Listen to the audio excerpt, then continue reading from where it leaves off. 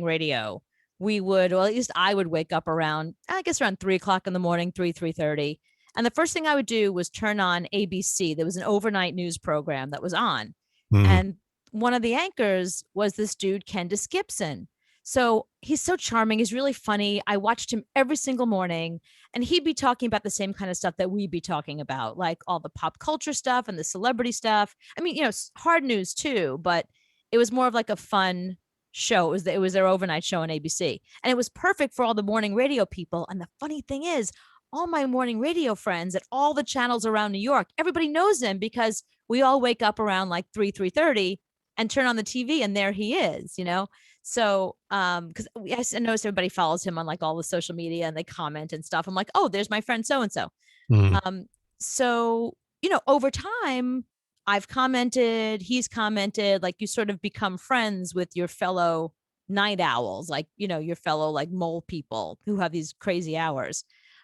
So we've been like social media friends all this time. And I've always had him on every incarnation of every show I've ever had because he's really funny. He knows all about pop culture and news. He's super smart. So now he's been promoted. He is an anchor at MSNBC. Oh. I know. Like first he was like, well, I mean, being an anchor at ABC News is like pretty awesome. But it was, I guess it was an overnight shift. It's like what day part you get is also part of your joie de vivre, you know what I mean? Like your status. Mhm. So it doesn't matter what channel you're on so much as it's what time you're on. what your business card says. If anybody, do people still have business cards? Yes, Do they? that's still a thing. Yeah, Why? we're not past that yet. How else are you going to keep somebody's name and number? I'm not going to. On your phone? No, I'm not going to meet somebody and say, "Hold on one second. Give me all your information. Just give me your card. I'll put it in later." I usually take a photo of the card, Mm-hmm. and because I always lose somebody's card, so I'll take a photo of it, keep it with me. But yeah, that's just the easiest way to do it. Right. I usually just like when I meet somebody, I'm like, what's your email or what's your Instagram? And then we just become friends over Instagram, or we just email like if it's business, we email each other. But I don't think anyone's ever handed me no one's unless someone handed me a business card. Oh God, I don't even know. It's been forever. Yeah, I mean that's how you do with friends. Give me your Right. give me your Instagram and email and all that. But if it's a business thing, you're gonna Right. do a card. So that's Okay, how so you do it. Candace is only gonna be Candace, you're only audio. We can't see your pretty face. Wait, hold on. Can you hear me? Okay. I can hear you. Hold on. I don't know this new Fandangle technology. Okay, so over on the side, you'll see. Oh, there you are. I was going to Look at that. describe to you. You're the worst millennial, by the way. How do you not know how to work Zoom? What's like 2 generations beyond millennial? That would be me. No. Baby boomer. No, you're not. Somewhat. So I gave a little intro before you came on because I was telling everybody how excited I was, but you missed the best part. The best part was that I was saying that when Anthony and I were doing morning radio, which I've been doing morning radio for years, I was at PLJ for years, and then Anthony and I did a show together, and I would wake up to you. Oh, and like if you, in yeah. your bed? Well, like, I guess maybe like in a fantasy way, because my TV would go on and there'd be your voice, you know what I mean? So it'd be like maybe a little. Oh, now he's sweating. You made him I'm sweat, sweating, and I wish I had a cigarette. But have you noticed that a lot of morning radio people follow you and are, because I see a lot of my friends are also your friends on social media because we're all the mole people. Yeah, exactly. No, that's definitely the case because we were the only thing that was on and live at that hour. And our whole goal for that show was if people didn't know any better, they would think that we were completely wasted while doing the news. And there were only literally like maybe 2 times that we were wasted during the news. A couple of other times. Yeah. Like was it like, had you been drinking the night before and you came in still wasted, or like while you were on the air, you celebrated and had some champagne? No, we had a full bar in our offices. Oh my God. No, wow. For real, legit. Like, I mean, we weren't saucing every night. I see that judgment from you. Me, I'm high right now. What are you talking about? It's 420. Yo, happy 420, yo. I know. Happy 420. I know. It's like I passed the Funyuns, it's one of those days. But I was telling people like how, we have the same thing, Anthony and I, that people listen to us every day or they listen to us every morning and they feel like they know you because we share a lot of our lives. And one of the things that you guys did really that was real interesting on ABC News that I think you do a little bit when you can on MSNBC now, because I told them that you're an anchor now at MSNBC. So like, excuse us, but Adulting. I know, big time adulting. But I think what you do is a little more newsy. So I don't think you get to be as personality-ish as you were when you did the overnight news on ABC. Yeah. But people, have you experienced this? People feel like they know you because you're sharing so much. They see you every day and it's like, you're their friend. Yeah. And we're their friend at a very intimate time. I mean, most of our viewers are wearing socks. And that's it. On their feet. On their feet. Hopefully. The other stuff is just kind of crazy kink that you would wear at a fur convention in Pittsburgh, probably. Maybe. Maybe. But like a lot of the viewers were moms who were nursing or college kids who were up at night, or if you're hungover, people who were busy burying bodies in the middle of the night. We didn't judge. Right. Just killed a drifter. Gotta watch Candace. Hey, every eyeball counts. Right. So we were fine with it. But yeah, people felt as if they knew us, and we would tell them so much about our lives. So that was the great part about it, and it was very intimate. At MS, it is more reporting, it is more interviewing, and luckily we've had a lot to report on lately. Yeah. So how is it? Sorry, Anthony, I'll let you get a word in edgewise. I'm sorry. I adore Candace. So I just have to ask one more thing. How has the transition been for you from ABC overnight, let's have a beer or whatever else, to being an anchor at MSNBC? I mean, I'm sure the rules are different. I see you're working out more.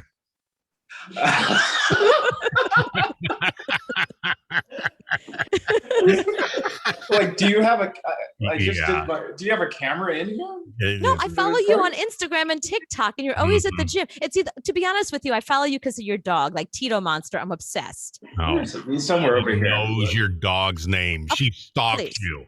Please, of course. I know every dog's name. Yeah. Well, that's true. And Anthony, to be honest, I stalk Cooper anyway. So it's only, I know everything about her. Not a good answer. It's not your best answer. Not the best answer. Should go back and take that. No, I mean, when I got to MS, I just kind of felt like it was more of an adulting sort of job. And, people know me as the overnight anchor that can dance, that travels a lot, does some poor singing, and occasionally will do the news. And so I wanted to kind of show that I can do the news. And so that's what this whole experience has been. So it's been fun. Not as fun as a previous gig, but it's different. Right. So I got to know, I know you do a lot of celebrity things, but we are 2 hours out from really big news that just happened. I want to know how you felt 2 hours ago when you heard the news come down. Guilty. Yeah. I told Candace we weren't going to do anything serious, but but today is a very special day because it's such a big news. It's a big day and we've been celebrating. So it's a huge news day. I thought we were going to talk celebrity. we are, but it's like, it's the kind of thing where like, I can't, it's too big a day. It's too important. Absolutely. I mean, so I was at the gym when we got word what a shock. I know. I do work out. No, can't tell. She knows. But I was at the gym when we got word that it was going to happen, and I started rushing the workout just because I didn't really need to work out, and to get home to watch it. Screw you, by the way. And by the I don't time need to work out. I just look like this all the time. I'm He fine. does. I have a body for radio. This is why I wasn't putting the camera on. No, this is a body for radio. That is a body for radio. No, go on. Sorry. So I purposely didn't, because I normally listen to CNN or MSNBC tune in, and they're always a minute behind. So I didn't want to find out a minute later. So I didn't listen to anything as I'm rushing home. And then all of a sudden I saw strangers in the city here in Manhattan, just like pounding one out. And my doorman was just like, yeah, did you find out?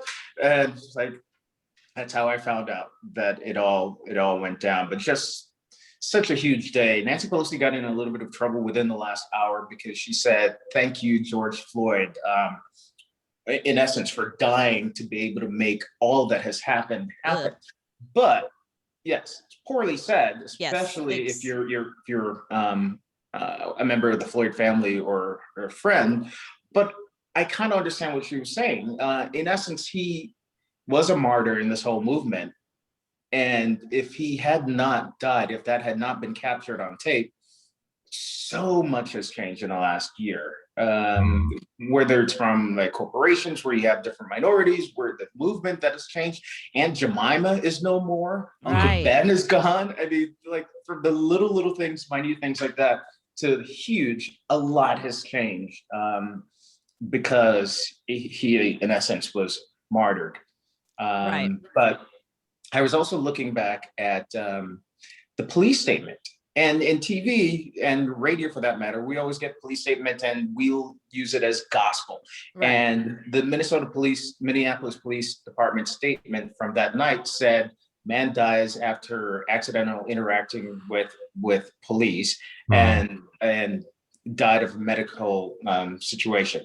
And it was a long statement that just kind of like, unless we had that video. That would have been what the narrative would have been on the whole thing. Wow, I didn't know that. That's why you do the news. Well, there's news. There's thousands and thousands of those types of arrests that happen all the time that we just don't see because they're not on tape. So that the jury could sit back and watch that over and over and over, that was a huge thing. Yeah, it really was. And I wonder how much they did watch of the tapes afterwards, because they did this really, really quick, 10 and a half hours of deliberations. I mean, OJ was a 6-month trial and they did it in 4 hours, but we saw the verdict that we got with that. So I was nervous about this one after they doing it so quickly. But there was no video of OJ murdering somebody. There was a video of George Floyd being murdered. So if you watch a video of somebody being murdered, you should find them guilty of murder. You would think, but this is America. Right. I don't trust that everybody can see it the way we all do. But it's sad that it took that much, that's what it took. Like that little girl's video, iPhone video, to be able to get this conviction. Because I don't even think the body camera would have been able to sell a jury on this. Right. That's a good point. Yeah, it's a very good point. But a huge day. Yeah, huge day. All right, well, only because we have you here, so we had to ask you about that because it's such a big day. But let's talk about the 2 hours out. So let's talk about the more important stuff. Is there a pop culture celebrity story that you're obsessed with right now? Because I'm obsessed with what's going on between Kourtney Kardashian and Travis Barker. Oh, I mean, is that a real thing? Well, that's what I'm saying. Like, any tell me what you think about this. Okay. When Jay-Z and Beyonce were dating, they kind of denied it, like they were always seen getting into separate cars. I mean, it wasn't until they were married, they were like, okay, you got us. We're a couple. Like they were like a real relationship. And I feel like celebrities that are real relationships don't have to hang it out there. And every time I go to either one of their Instagrams, it's like, look, here we are. Look, we're in love. Look, oh, here she is sucking my finger like it's my penis. Like, I mean, it's like, okay, either you're a relationship or this is a total Kris Jenner joint. Like, I can't tell which it is. I personally think that it's to try to prove that any of the Kardashians would date anybody who's not Black. It's them doing their own little wokeness. It's like, no, listen, this is our version of White Boy Summer. Right. I'm dating Travis Barker. We're not single-minded. I mean, I'm obsessed with J-Lo and A-Rod because I like them.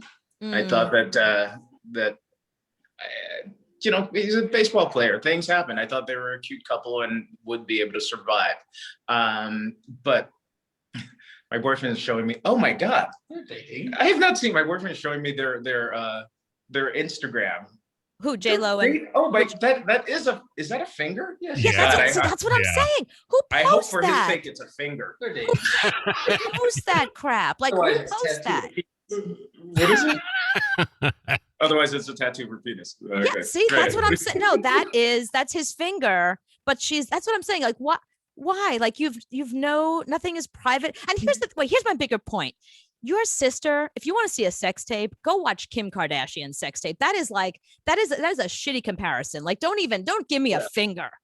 But that was also a really terrible sex tape. I'm sorry. And I've seen many a sex tape. The technology was not great back then. It was bad technology all across the board. The lighting was terrible. The sound.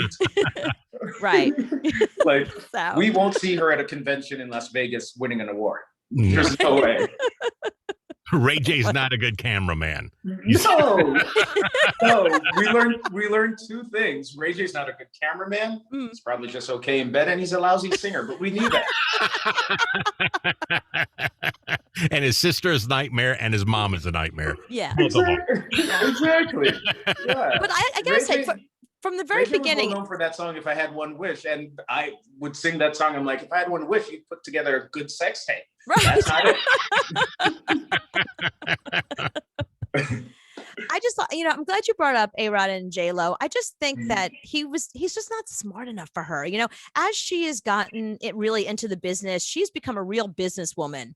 And I know her sister, Linda, for many, many years. We did radio together. Yeah. Actually, Linda is the one who gave me my first radio job. So she's Linda's been like amazing. Linda. Isn't she great? She was she was my mentor. Like, she is the one who brought me into radio and was like, girl, you radio now. Like, wow. And then after that job, she called me and she was like, okay, you're done there. They're hiring at Z100. You're coming. She was at KTU. She's like, you're coming to Z100 now. And that was it. Like, she was just such a mentor.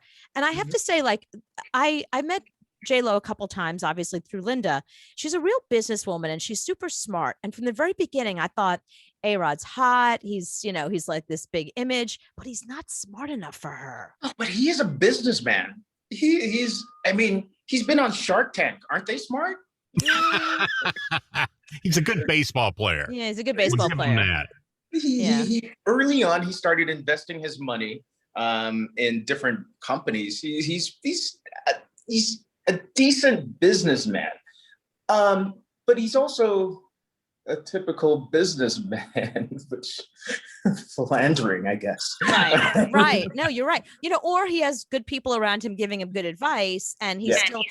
I don't know if you ever met. I don't know how well you know professional athletes, but I find them really infantilized. It's like a bunch of children. They're still babies. Like, I have never met one of them that I could say is like doing anything mature. Or is an adult. Like, how can they be adults? Statement. No, they play a game their whole lives. Athletes in the world. Every one of them's a child. Every single one of them. Every one of them. All sports ball. I'll tell you my favorite. What's the best is when you see them playing game shows, because then you realize how not bright they are. One of my favorite things is Family Feud. I mean, you can't really screw up Family Feud. And Pedro Martinez, of course, a baseball player, was on there. And mind you, it might have had to do with accent, but he's on there. And Steve asked the question, give me a word that rhymes with yummy. And he goes, Miami. Miami? Let's see Miami. But obviously that didn't score very well. No. But listen, J-Lo moves on quick. Now, she's supposedly with Lenny Kravitz. Oh, I hadn't heard that. Oh, really? Yes. Wow, Yeah. you really have the scoop there. Well, I saw a photo. Okay, it was a split screen, and maybe it might have been edited together to make them look together. But some tabloid had that they're now together, which I don't know if you've seen Lenny Kravitz lately. How can you see him? 56? He's got a giant scarf. How could you see him under there? Well, you see this. You can see the abs on the side. Oh, okay. And you can only hope that his pants keeps everything together when he kneels down. But his abs are on point. Yeah. So good So for her. who's better looking, A-Rod or Lenny Kravitz? I'm team A-Rod. Cooper, where are you going? I mean, I've always had the hots for Lenny Kravitz. Always, like always. I've never not thought he was like amazingly hot. I mean, he, in my opinion, he has the greatest butt in music. I also feel like he has better weed than A-Rod. Yeah. Yeah. That's probably true. Without a doubt. Well, Yeah, when Lenny Kravitz walks into a room, the room stops. When A-Rod walks into a room, the room doesn't stop. That's the true. difference. Right. Like he commands a room and The commands whole room, yeah. Mm-hmm. No, I completely agree. Okay, so maybe A-Rod is just kind of like we'll pass. Yeah. A-Rod was Go ahead. no, he was a Chris Judge at the moment, I guess. Right. That's good. That's a good analogy. I would say by far the weirdest celebrity story of the week for me is Hillary Duff giving birth and having her 9-year-old son there during the birth. She did a water birth, I'm assuming at home or in the hospital. Mm-hmm. I don't know where they do water births, wherever it was, in the water, obviously. In the water, yeah. But she had her 9-year-old son there because she wanted him to understand every aspect of giving birth and babies and where babies come from and seeing his sister come into the world and just, be the kind of man that, and the thing is, first of all, the assumption that he's going to be straight already. Like, I was like, well, how do you know? Maybe he's not straight. Maybe you don't have to worry about this. You know what I mean? Like, I don't know, just the whole idea, not that you have to be straight to have a baby, obviously, but to actually give the giving birth part. I don't know. What do you think? I mean, first off, props to your studio lighting for getting into the Pride Month theme beforehand. Wait, you don't know this about me? I have more trans friends and gay friends than like Randy Rainbow does. True You story. probably have more gay friends than I do. Yeah, I'm 100% sure. it. Yeah, major fag hag my entire life, and this is always, my studio is always LGBTQ. Nice. Perfect. Yeah. I would feel traumatized watching that if it's my baby coming out. I would be in the other room. They will be giving me the umbilical cord in the other room for me to cut. I would rather be the rabbi at a brisk. Right. No, I've seen it twice. It's something you don't want to show a kid. It's something you don't want to see ever. So, and I've been through it twice, 2 times. Anthony, from your own kids? From my own kids. Not good. Yeah. Was and the doctor said, "Do you want to cut this?" I'm like, no, no. You cut it. You have more experience than me. I'm a stupid radio guy. You need. You're like, no, I'm gonna screw it up. Right. Yeah, give it to somebody who has Parkinson's. No. Right. I mean, I don't even want to be there. I don't have any kids, but if I did, I don't even want to be there for the birth. Yeah, the best way to have kids is to adopt. No, right, I mean, it's. I understand what she was going with, but that thing is traumatizing. One of our anchors at ABC, one of the friends of mine, Janae Norman, she did the water birth with her second child. The first time she did it without any drugs whatsoever, and she's like, "I'm going to increase this ante with the second one," and so she went full on water birth, and she said it was great. It was fantastic. It's good. All right. Her husband that was crying the whole time. Just weird. Giving a water birth, that's like a fish giving birth. That's just bleh, and that's not good. I don't know how that could be good. Yeah, I mean, it reminds me of every scene in the Netflix documentary Seaspiracy. It's just like, yeah, it's like a dolphin giving birth, and it's just there. It's not. I don't want to see that either. It's like that sex fish movie. What was that? What was that Sex with a Fish movie? Oh, what was the Sex with a Fish movie? I hated that movie so badly. Was that terrible? I hated it too. Not a fish called Wanda. It was. No, I thought of that. What was it? Creature from the Black Lagoon movie. That's Sex what it was. I call it Sex with a Fish. We all know what we're talking about. Horrible movie. I was upset that the fish was getting laid more than I was. That's what really upset me. Feel the same way. And then the other big pop culture story of the week that I thought was kind of interesting, it's like everybody has to have their moment now to say like stop.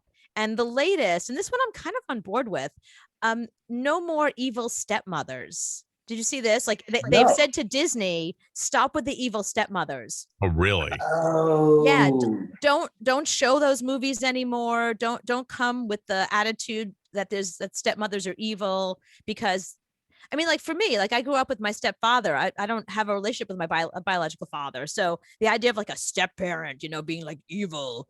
That's not been my experience, but I'm sure there's a lot of bitches out there marrying guys with kids. Yeah, so it's a whole new level of woke. I didn't even think of that. Right. Wow, that's been part of our history for years. We were talking about Bewitched last night. You think that Dick Sargent or Dick York liked Endora? I mean, right. The stepmom has been comedy gold for years. Right. No, that's true. But like the evil stepmother thing, that the evil queen, the stepmother kind of thing, is just, it sends messages like stepmothers are evil. And then your parents get divorced and your dad comes home with his secretary. You're just like, evil woman, get away. Mm-hmm. Not everybody has the sort of relationships that Chris Martin and Gwyneth Paltrow have when you marry off and everybody's like, kumbaya. No, there are some evil stepmothers out there. Right. Some evil exes. So yeah, call them out. Exactly. There is. Name them right now. I have a full list. So, Candace, I've actually been dying to ask questions about you and how you got into broadcasting, and like, did you always want to be an anchor? Did you always want to be in news? How did you get started? So, I don't know if you know this. Well, you probably do from World News Now days. I grew up in Belize in Central America, and we didn't have TVs when I was growing up at all. Like for at least up until like the last year before I left there. The first TV station that we had was this local TV station that they just started up, and they didn't have any programming for it, so they pirated the Cubs. So the entire WGN, so the entire country was Cubs fans. So just imagine how freaking depressing that country was for decades.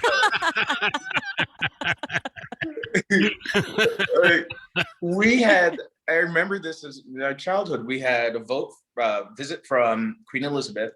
We had John Paul II, and where we had parades through the streets, and everybody came out. It's like, hey, you can have our firstborn, whatever. Mm. And then we had a similar parade for Gary Matthews. Do you know Gary Matthews? I don't know sports ball. He's a Cub. He's a Cub. He's best known for being the dad of Gary Matthews Jr. That's how low-key Cubs he was. And we held a parade. We held like this giant festival for Gary Matthews Jr., some outfielder for the Cubs because of that. But all of that to say, when I came to the States, when we immigrated to the States, I didn't even know that I wanted to get into TV, and just started watching like Eyewitness News and, Roz Abrams. Of course, you guys remember Roz. Of course. And I would thought, this is kind of cool. And Channel 7 had this really silly promo at the time that just got to me, where it would be like, when you see Roz Abrams on the street, say, hi, Roz, hi, Roz, hi, Roz. And I'm like, oh, I want that. Mm-hmm. Like, wow, I need better goals. But that's what got me to pursue the whole broadcasting thing was just watching local news here in New York. What was the first step? Like, what do you, so you're watching local news, then we just show up and go, I want people to say, hi, Candace. Yeah, when you look like that, you just walk into a TV Yeah, station. that's true. Yeah, you look like him. You just walk in, they're just like, here's an anchor desk for you, sir. Yeah, please. Sure. Yeah. You can do your push-ups and sit-ups over here, sir. Here's the bar, here's the gym. Right. Do your thing. I mean, doesn't everybody do that? Actually, we used to have correspondents at ABC who would do push-ups before their stand-ups when they're on camera. And I'm like, okay, I see what you're doing there. Good move. So I just did a lot of internships. I went to school at a SUNY school in Oswego and did a whole bunch of internships. And then my first internship was actually at NBC at the Today Show. And Jane Pauley was already post Today, but she was doing nightly news fill-ins and stuff like that. And she just sat down and gave me advice and said, well, you shouldn't do broadcasting at school, just try to study something else. So I studied politics and then just did a whole lot of internships. And that from there, I learned pretty much what you need to do in broadcasting, which, a lot of it is performance art, as you both, Anthony and you, Cooper, you both know. Even from a radio standpoint, it is a lot of it's acting. And so you learn that from the internships. So I did a lot of internships, and my first job was in Rochester, New York as a reporter a long time ago. And then just moved around from that standpoint, doing entertainment at CNN and different networks from there. That's amazing. So when you going back in? When's the next shift? Well, I'm off this week, but next week I'm back in. I go in around 5 o'clock in the morning. Our show's on at 6 a.m. on the weekends. 6 to 8, right? That's your shift? Yeah, 6 to 8 a.m. And then that's about it. It's a good gig. Yeah. And then all the other time you just do push-ups and sit-ups. I mean, like right over there. Today I'm going to shave my head. Tomorrow I'm going to do some push-ups, and then I'm going to do some sit-ups, and then I'm going to shave my head again. And then I got to do a TikTok video about my dog. Yeah, I'm going to brush my teeth more. Yeah, I'm just going to... That's pretty much it. And someone pays you for that. I love that. He's like, no, she told me don't go to broadcasting schools. Don't do anything. When they talked to me and Cooper, they said, no, you need to go to broadcasting school. He's still trying to get us to go. Right. You guys don't need it. You guys are pros. And broadcast school, I don't know how much you learn from broadcast school, because what you do, you're being yourself, or you're being your best self, I think, is what we are in TV. Successful people in TV and radio are being our best self. So like when you feel as if you know me on World News Now, it's because I'm putting forward trying to put forward my best day every day, even if I'm tired or whatever. Like every day you're meeting his parents, like you are on. Yes. You are in that place. Yes. And yeah. And then, there are some days that you find out the parent is a crazy QAnon, and you're like, I'm still going to be my best self. Right. That's really cool. Well, thank you so much for being on. Yeah, Candace, you're my favorite. I adore you. I love watching you. I love watching you on your show, on Instagram, and all that stuff. You're just incredibly entertaining, and I think more Candace. And if we can help make that happen in any way, like who do we call? Ooh, I'll send you a Venmo, and I'll send you some names. There you go. So, appreciate it. Thank you so much. Thank you so much for being on our show. No, I appreciate it. I appreciate the support over the years. And, I'm a big fan, and I think you're great. And Anthony, back at you. Yeah, go do some more push-ups and do some sit-ups. And I know as soon as you get done, you'll take your shirt off, and then it's leg day, Anthony. It's leg day. See my hand waving it back, is. that flap waving back at me. It is never leg day. He skipped leg day. That's true. He's an anchor. They only see him from the waist up. That's true. Right. I'm used to it. I'm best from the waist up. Thank you. Have a great night. Thanks, Candace. Bye, guys. Thank you. Bye. Yeah, I told you he's awesome, right? Isn't he awesome? That was good. Yeah, I told you he's one of my favorites. I mean, I love watching him, and he's just such a big personality. I think that they're grooming him for something bigger. Like, I can see him being one of the new hosts on the Today Show. You know, since he's now in the MSNBC family, I can totally see him on the Today Show, or, you know, one of those. They should have him on, just like, you know, do a couple of stand-ups there. He'll kill it. He'll kill it. Yeah. I mean, people like us don't understand what it's like to look like that and have that type of presence and stuff Yeah. about you. No, I walked into the Today Show and they gave me a job, and Right. next thing you know, I'm in Rochester and I'm an anchor. Then I move up then, but it's like doors just open for you. But that's the thing. I mean, I've seen that for so many years. Like, I had a girlfriend who was an actress, and she couldn't even get an agent. She couldn't get any work. She couldn't get anything. And finally, like, I remember a makeup artist. We were at like some sort of event, and the makeup artist was like there with us. It was like I forget what, some kind of stupid event, fashion event. And the makeup artist said to her, "If you're banging on the door and no one's opening it, that's the wrong door." And I was like, oh my God, we've all wanted to say that to her for so many years. Like, you have such balls. Like, but it's like a stranger can say that kind of thing. And my girlfriend was like, you know what? Like, that makeup artist was right. And she started writing, and now she writes for like everybody. You know, she's a really good writer. Like, she writes comedy, and she writes everything. Like, she's an amazing writer. She's written for Ellen. Like, she's worked. Like, she works now. And she's never worked as an actor after that, because she couldn't. Like, that just wasn't the right thing for her. And, you know, Candace is one of those people, like, you know, maybe if he tried to do something else, it wouldn't have worked. Like, he's the kind of person, he shows up, and that's what he's doing, the right thing. Lion King Kitty says, no, take the shirt off now. Yeah, I know. I got to go do push-ups. Yeah, I'll be right back. That's just crazy. Okay. How would you like this? You hate airplanes. I hate airplanes. I hate airplanes so bad because I used to fly all the time. Right. Yeah. Well, you hate other people. So, and the fact that you're like crammed in with other people, that's really why you hate airplanes. If I was the only one on an airplane, I would probably like it. Right. I would still hate the taking off and landing part. I don't like that part, but the people really do get on my nerves. Right. If you were flying private, you could probably handle it. Yeah, I love private. I've always been a fan of private flying because there's only like 3 other people on the plane with you. But this flight went for 8 hours. Okay. So I mean, was it an 8-hour flight? It's an 8-hour flight. Okay. It's an 8-hour flight. They're coming from somewhere over there across the sea. 8 hours away. 8 hours away, 8-hour flight. The whole time the flight is going on, guess what? A kid is screaming.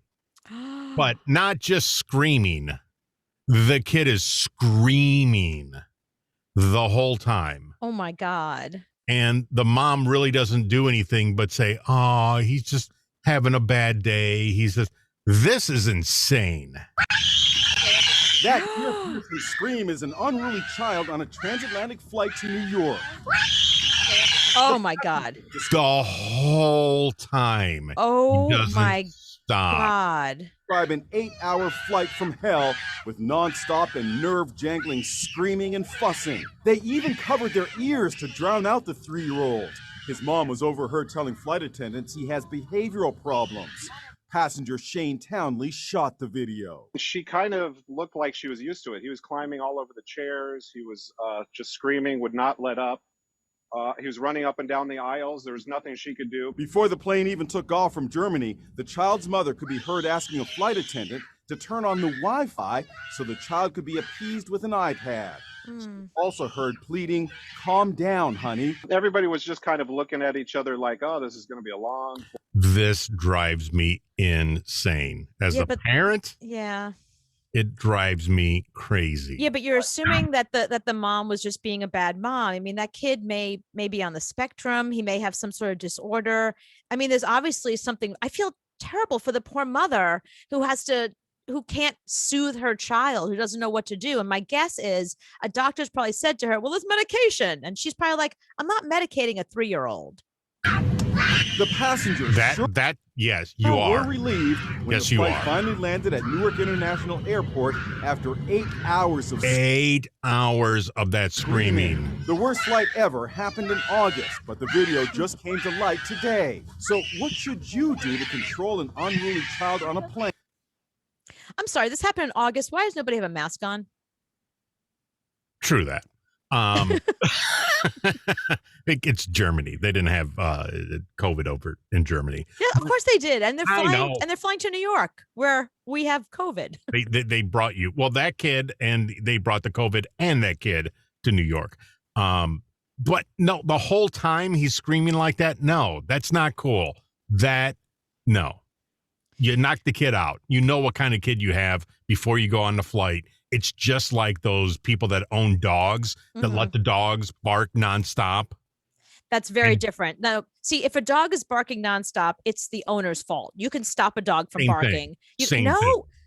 What I'm telling you is that kid probably has some sort of disorder. He might be on the spectrum. The reason why the mom said, can you put on the Wi-Fi? Because the iPad would soothe him, because that, maybe he has an issue, and she's found in the past that the iPad is the one thing that calms him.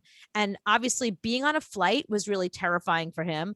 Yeah, I mean, I'm with you. I think that maybe there might be some medication just to soothe the child, because I'm sure the kid wasn't having a good time. Imagine being that kid and you're screaming for 8 hours. You don't want to, you're not enjoying yourself. No, that kid does that all the time. The parents let him get away with it. No, it doesn't work like that. I've had 2 kids. I know what it's like. Because you have 2 healthy, normal kids. She may have a kid that has some sort of disorder. That's what I'm telling you. And being on a flight raised his anxiety levels. Maybe even the air pressure bothered his ears, and he didn't, he's a kid. He's a little tiny kid. He doesn't know what's going on.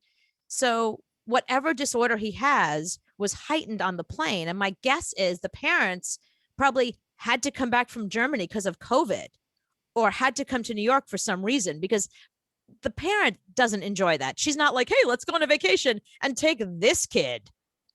Yeah, So, Lion King Kitties agrees with you. Rob agrees with me. So what I what I think is that you can put the dogs in a crate underneath the plane. I think that's where kids go. no, you can't put a kid in a crate under a plane. You crate that kid. You crate that kid. If I was on that airplane, you crate that kid. No, the only reason why I would, if it was my kid, I would want to medicate the kid is because I'd want the kid to have some downtime. I would hate for my child to spend 8 hours miserable and screaming. Like, that would bother me more. I would, and see, I don't know if it's a generational thing, but I remember like our parents used to give us whiskey. No, when we moved from Michigan down here, we had a cat. We knocked the cat out with a pill, whatever the pill was, to make the cat sleep the whole time it was in the car, or it would flip out. So give the kid the cat stuff. Yeah, no, I mean, my dog Marconi does not travel very well in a car. He hates a car. And we had to go on a long trip one time, and he had to come with us because there's nobody to take care of him. And he was coming on the trip. So the doctor gave us some doggy Xanax. I'm telling you, it was great. He was like calm, and he was in the back, and he was sleeping. And it was nice to see him not anxious on a long car ride for the first time in his life. So I felt better that he wasn't stressed out. And you know what I mean? knew Like, before going on the trip what kind of dog you have. Right, So that's you knew true. what it was going to Yeah. be like. They Right. knew what kind of kid they have, and they could have brought it up to the doctor and said, what can we do? If there's I'm on if there's doggy Prozac, there's got to be 3-year-old Prozac. if I'm on an 8-hour flight myself, I'm on Ambien. Right. I'm going to knock myself out the minute we take off. Yeah. So if I'm going to knock myself out, I can just imagine. Now that just drives me crazy. It's not my kid, and I got to sit here and listen to it. Right. But is the flight attendant afraid to walk over and say, listen, I understand that your kid is having a hard time, but you're one passenger. You see this 120 people here? They deserve to have a little downtime as well. They paid $1,000 for each seat, and they have to listen to this. It's Right. not fair to them. If my dog barks and I have neighbors, I feel bad. quiet the dog up immediately. So Right. no, I don't like this. There's nothing about this I like. This has happened to me. Remember when you and I were doing our syndicated show, we had stations in California, in LA, and whatever. And I had to fly with the big boss with the hot sauce. We had to fly to LA. Mhm. And, you know, because it was the big boss, it was no way he was, and he's literally big, like he was enormous. Yeah, There you was can't no fly way. anything but first class. Right. So he flew first class. And of course, he wasn't going to make me sit in the back while he was in first class. So he used his miles and bumped me up. So we were in first class together. It was awesome. There was a kid in first class screaming the entire time that we flew from New York to LA, the entire time. And the flight attendant kept going over to the parent and saying, this is first class. These people paid a lot of money. You got to do something. And finally got the mother to take the kid in the back of the plane because there were empty seats in the very back. But it's like, so the coach people now have to hear this? Mm-hmm. Do you know what I mean? Like, so you've no respect for those people? Like it, so he complained and they gave him a free ticket. See, when my kid was screaming, I would pick the kid up. I would walk out of the room. I mean, you can't walk out of the room, but you can walk down. Walk off the plane. We're out of here. Right. Hear this.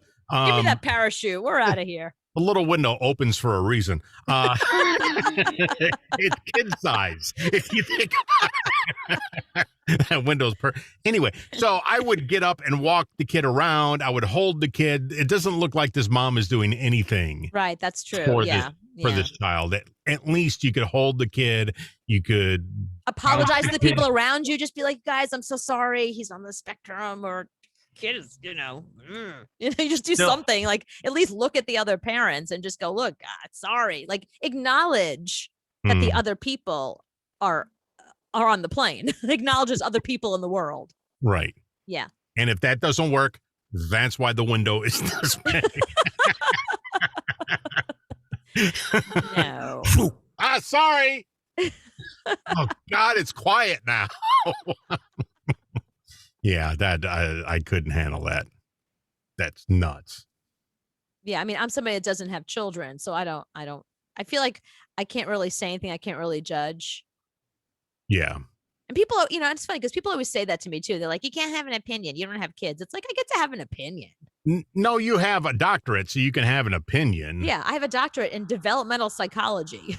Right. Pretty much kid stuff.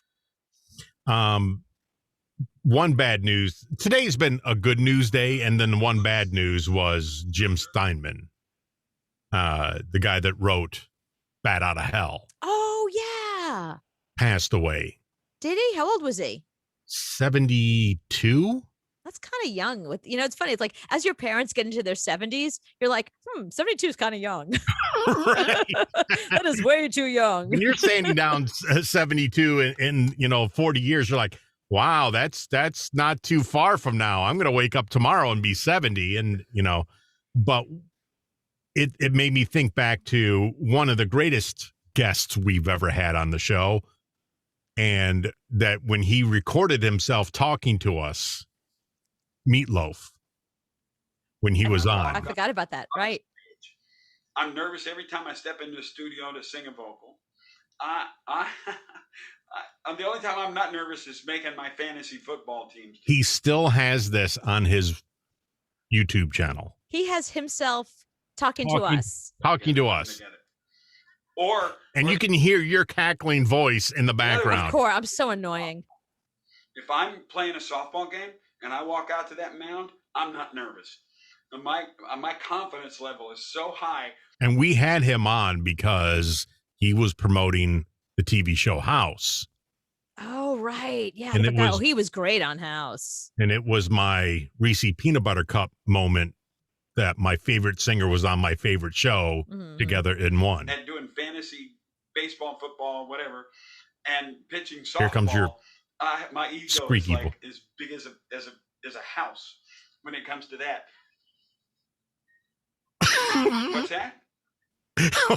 What's that? Yeah, you can even tell how annoying she is on the phone through poor Meatloaf. I thought that was very cool of him for doing that. And it's still up there. That's crazy. It's too bad he didn't record the other half of the conversation, I did. It's somewhere. Oh, okay. I have so many of our files somewhere. We probably have that interview somewhere, but I just thought that was cool. And since today, Jim Steinman passed away, Right. you know, we can play that. We had to make it about us. The poor guy's family is so sad and crying. They're like, oh my God, 72 is so young. I can't believe we lost our father, uncle, sister, brother, whatever he is, you know? And you're like, how can I make this about us? And well, true.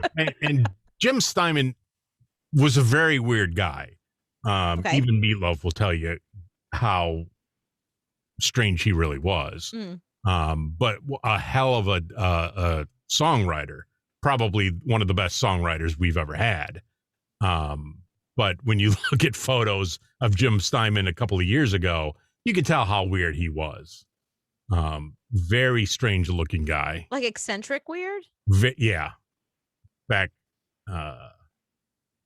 So here is Jim a couple of months ago. This is the photo that's going around of him right now. And that's what he looks like. Oh, yeah, that's. But he's that type of guy. He was very like that. He looks like an old lesbian. But a hell of a songwriter. Wrote Bat Out of Hell 2, all the songs he wrote. Just an amazing guy. Well, it's funny you say that because today, you know, as they were announcing the verdict, I saw Bonnie Tyler was tweeting about Total Eclipse of the Heart and working with Jim Steinman. And I was like, not now, Bonnie. We're waiting for something important to happen. I didn't realize that he had died, and she was tweeting about the fact that he had written Total Eclipse of the Heart for her. Total Eclipse, Making Love Out of Nothing at All about Bat Out of Hell, all of Bat Out of Hell too. I'll do anything for love, but I won't do that. All of it he wrote, music and everything. Paradise by the Dashboard Light, which is probably one of the best written songs ever. He wrote. Not only is it a great written song, it's a great karaoke song. I did it on my birthday. Not last year, obviously not COVID year, like the year before COVID, with a radio guy that I know. He and I did Paradise by the Dashboard Light together. Oh my God. It's a great song to do in karaoke. It's my favorite karaoke song now. No man should ever sing that song other than Meatloaf ever. It's not sacred. It's because when I opened Twitter today and I saw Meatloaf on the list, my heart dropped. I was like, oh, crap. And it was Jim. Well, he did have some health issues a few years ago. I remember Meatloaf had canceled a couple of different events. He was doing I remember in Jersey, there was like some big ballooning event, and he was the artist performing, and it was like a really hot summer day, and he canceled because of health issues. I was like, uh-oh. And then there was something after that he canceled again. It was another like outdoor show, and he canceled like 2 in a row. And I was like, that's not good. And he played one show, then he passed out. He always was passing out after shows. So, it's not good. Now he's trending. Oh no. Right. So I clicked on Insult Jim. So, had to bring that up. Right. That's good that you brought that up. It's part of your, it's part of your origin story. He wrote my youth. Right. He wrote the soundtrack to high school for me. Him and Bono wrote the soundtrack to my high school years. So thank you, Jim, for everything. Tell everybody good night. Good night, everybody. Thanks for watching.